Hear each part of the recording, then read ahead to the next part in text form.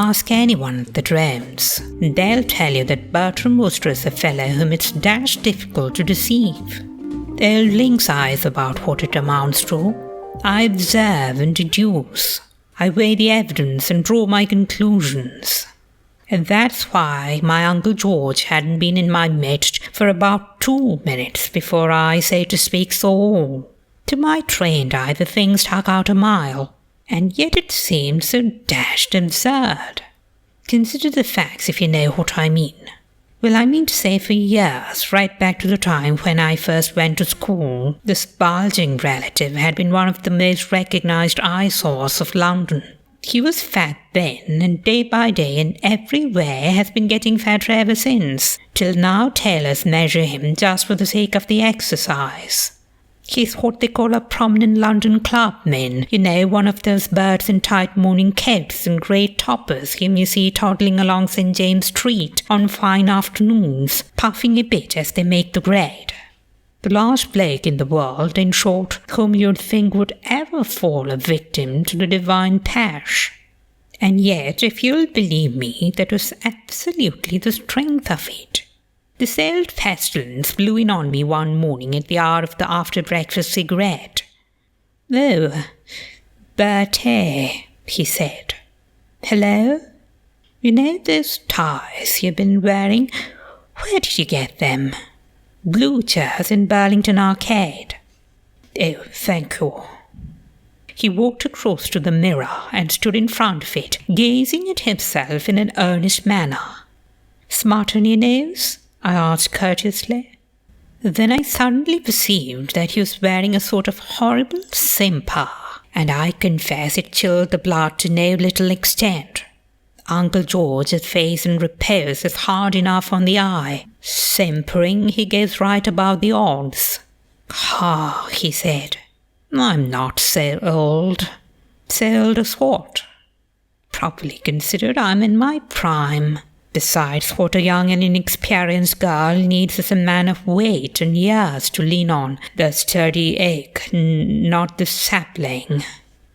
"Great Scott, Uncle George," I said, "you aren't thinking of getting married?" Why not? Marriage is an honourable state."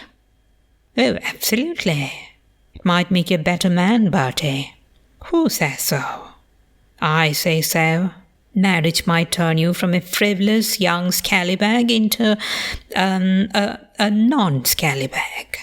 Yes, confound you. I am thinking of getting married, and if Agatha comes sticking her oar in, I shall know what to do about it."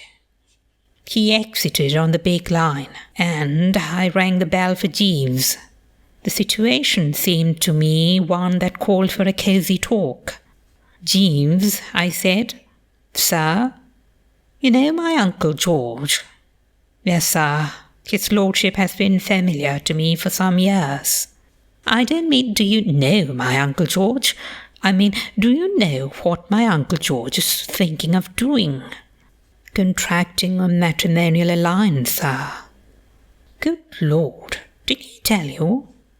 "No, sir. Oddly enough, I chanced to be acquainted with the other party in the matter." "The girl?" "The young person, yes, sir. It was from her aunt, with whom she resides, that I received the information that his lordship was contemplating matrimony." "Who is she?" "Miss Platt, sir. Miss Rhoda Platt, of Wisteria Lodge, Kitchener Road, East Dulwich." "Young?"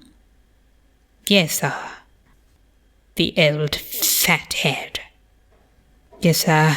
The expression is one which I would of course not have ventured to employ myself, but I confess to thinking his lordship somewhat ill-advised." "I gather this Miss Platt is not of the noblesse." "No, sir, she is a waitress at his lordship's club." "My God, the proletariat!" "The lower middle classes, sir." "Well, yes, by stretching it a bit, perhaps. Still, you know what I mean." "Yes, sir." "Rummy thing, Jeeves, this modern tendency to marry waitresses. If you remember, before he settled down, young Bingo Little was repeatedly trying to do it. Yes, sir. Odd. Yes, sir. Still, there it is, of course. The point to be considered now is, what will Aunt Agatha do about this? You know her, Jeeves. She's not like me. I'm broad-minded. If Uncle George wants to marry waitresses, let him, I say. I held that the rank is but the penny stamp. Guinea stamp, sir. All right, guinea stamp.